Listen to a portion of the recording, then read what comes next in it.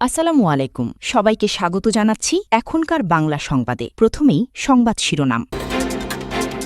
শুরুতেই জানিয়ে দিব, হরমুজ প্রণালীতে জাহাজে হামলা, জাতিসংঘের উদ্ধার কার্যক্রম স্থগিত।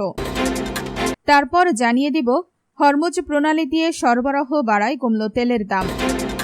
তারপর জানিয়ে দিব, রকেট ও ক্ষেপণাস্ত্র পরীক্ষা চালালো উত্তর কোরিয়া।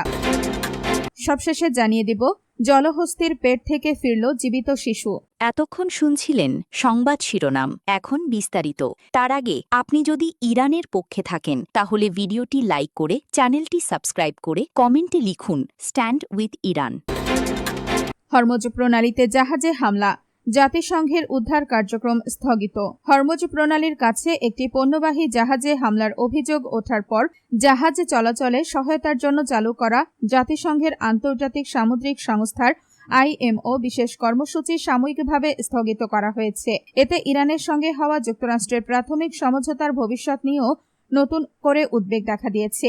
ব্রিটিশ নৌবাহিনীর নিরাপত্তা সংস্থা UKMTO জানিয়েছে, ওমান উপকূলের কাছে একটি পণ্যবাহী জাহাজে অজ্ঞাত উৎস থেকে ছোড়া ক্ষেপণাস্ত্র বা প্রজেক্টাইল আঘাত হানে। এর কয়েক ঘণ্টা আগেই তেহরান সতর্ক করে বলেছিল, ইরানের অনুমোদিত পথের বাইরে চলাচল করলে জাহাজগুলোর নিরাপত্তার নিশ্চয়তা দেওয়া হবে না। বার্তা সংস্থা রয়টার্সকে দুই মার্কিন কর্মকর্তা জানান, জাহাজটিতে ইরান হামলা চালিয়েছে। অন্যদিকে ইরানের তথাকথিত গালফ স্ট্রেইট অথরিটি জানিয়েছে, তাদের নির্ধারিত নৌপথের বাইরে চলাচলকারী জাহাজ নিরাপদে পার হবে, এমন নিশ্চয়তা দেওয়া সম্ভব নয়।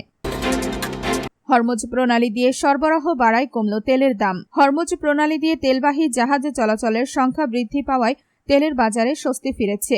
আন্তর্জাতিক বাজারে অপরিশোধিত তেলের দাম প্রায় 2% কমেছে। শুক্রবার 26 জুন গ্রিনিচ মান সময় ভোর 4:21 ব্রেন্ট ক্রুডের দাম ব্যারেল প্রতি $1.47 বা 1.95% কমে $73.79 নেমে আসে।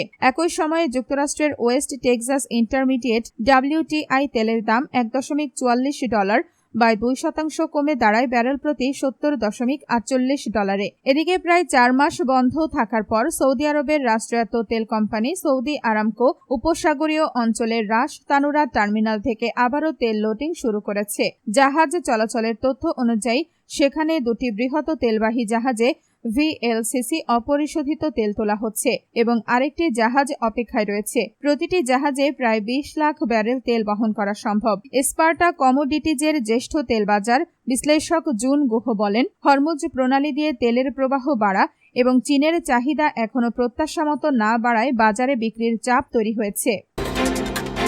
রকেট ও ক্ষেপণাস্ত্র পরীক্ষা চালালো উত্তর কোরিয়া। উত্তর কোরিয়া উন্নত সংস্করণের রকেট, আর্টিলারি ও ক্ষেপণাস্ত্র ব্যবস্থার সফল পরীক্ষা চালিয়েছে।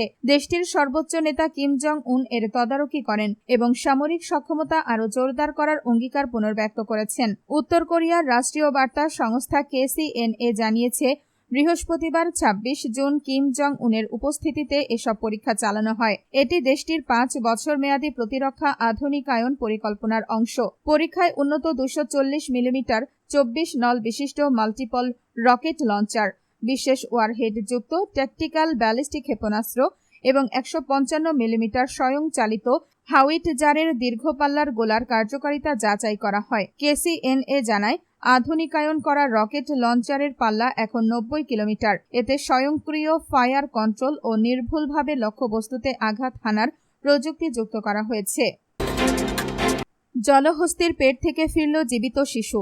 গল্প নয়, সত্যি। রূপকথা নয়, বাস্তব। 2 বছরের দুধের শিশু জলহস্তির গিলে ফেলার পরও অলৌকিকভাবে জীবিত ফিরে এলো। 2022 সালের ডিসেম্বরে উগান্ডার পশ্চিমাঞ্চলে অবস্থিত এডওয়ার্ড হ্রদের তীরবর্তী পল ইগা নামে 2 বছরের এক শিশু বাড়ির উঠানে আপন মনে খেলা করছিল। হঠাৎ হ্রদের পানি থেকে উঠে আসে একটি বিশাল জলহস্তি। কেউ কিছু বুঝে ওঠার আগেই জলহস্তি ছোট্ট শিশুটিকে গিলে ফেলে। চোখের সামনে ফুটফুটে শিশুকে জীবন্ত চিবিয়ে খাচ্ছে জলহস্তি। এমন নৃশংস দৃশ্য দেখে উপস্থিত প্রতিবেশীদের রক্ত হিম হয়ে গিয়েছিল। চিৎকার আর কান্নায় ফেটে পড়েছিলেন সবাই।